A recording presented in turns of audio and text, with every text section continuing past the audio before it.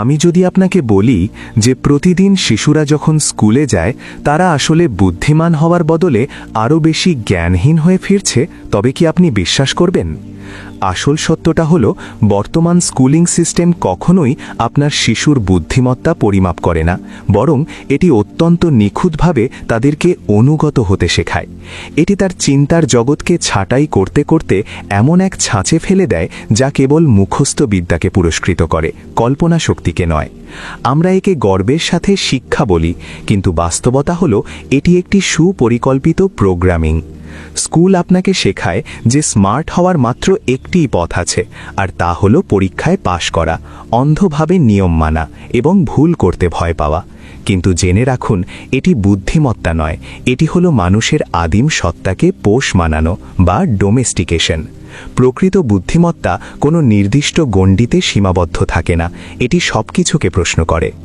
একবার গভীর মনোযোগ দিয়ে চিন্তা করে দেখুন, প্রতিটি শিশু তার শৈশবে প্রচণ্ড কৌতূহলী, সৃজনশীল আর চঞ্চল থাকে, কিন্তু যখনই সে স্কুলে যায় তখন তাকে শেখানো হয় চুপচাপ বসে থাকো, শান্ত থাকো আর নির্দেশ পালন করো। আর এভাবেই দিন দিন তার ভেতরের সেই কৌতূহলের স্ফুলিঙ্গটা তিলে তিলে নিভে যেতে থাকে।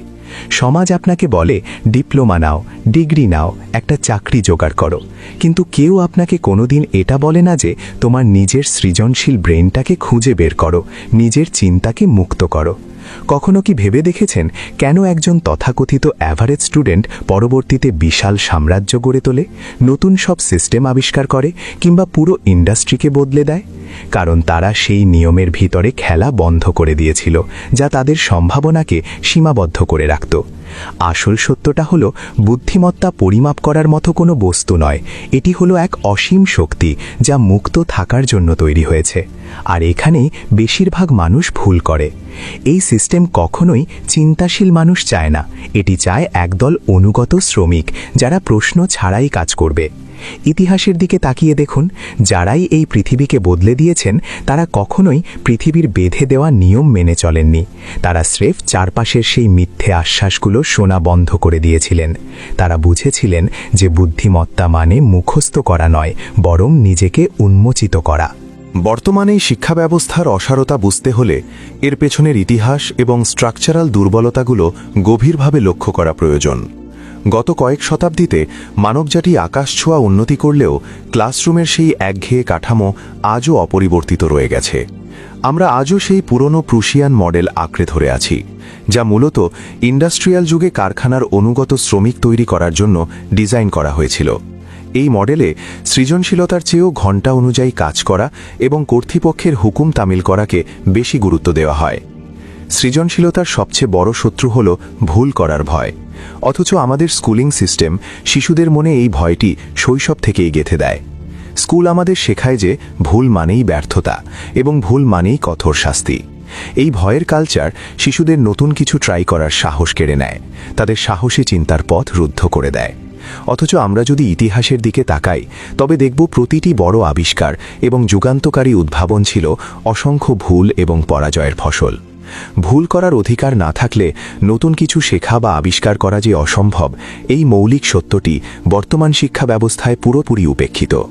প্রকৃতি প্রতিটি মানুষকে আলাদা আলাদা প্রতিভা এবং সম্ভাবনা দিয়ে পৃথিবীতে পাঠিয়েছে, কিন্তু আমাদের বর্তমান শিক্ষা ব্যবস্থা ওয়ান সাইজ ফিটস অল তত্ত্বে বিশ্বাসী, যা প্রতিটি স্বতন্ত্র ব্যক্তিত্বকে পিষে ফেলে ম্যাস প্রোডাকশনের পণ্যে পরিণত করতে চায়।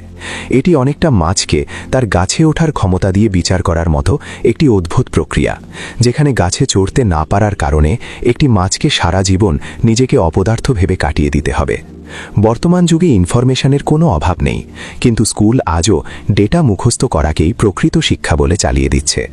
প্রকৃত জ্ঞান আসলে রাশি রাশি ইনফরমেশন মুখস্থ করার নাম নয়, বরং সেই ইনফরমেশনকে বিশ্লেষণ করার ক্ষমতা এবং জীবনের জটিল সমস্যা সমাধানে তা সঠিকভাবে প্রয়োগ করতে পারাই হলো আসল শিক্ষা।